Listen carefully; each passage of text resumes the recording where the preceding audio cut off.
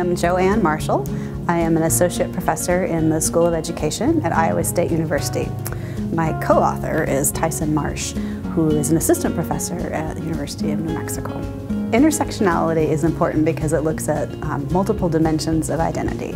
So often when we think about other people's identity, we think of them in a monolithic way. Like, I see the most visible thing you are. I see that you're white, or I see that you're a person of color, or I see that you're gay, or I see something, and then I want to put you in a box. So because you are X, then I know all these things about you.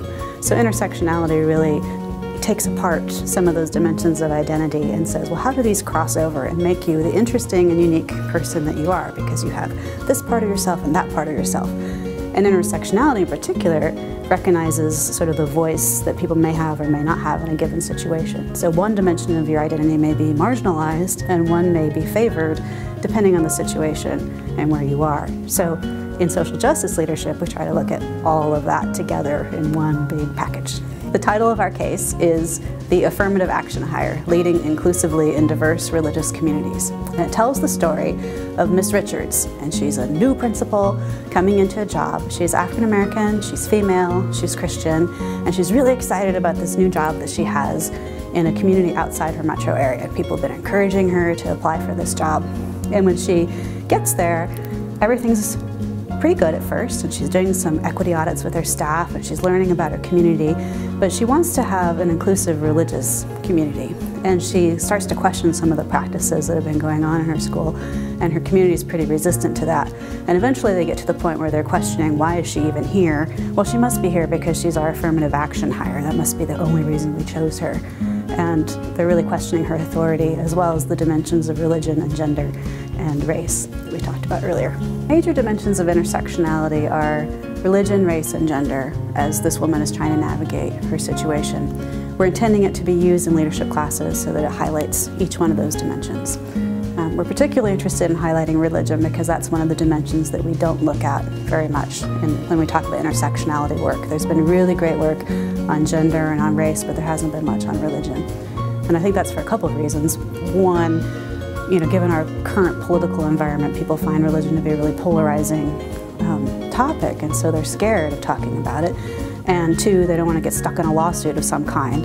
And these are really deeply personal questions about belief and identity and who you are. And so we get really touchy about those, and we don't want to talk about them very much. But I think it's important that we do talk about them, especially given current events, given that we need to prepare our students as leaders to go forth and be in schools where they can teach others how to do this.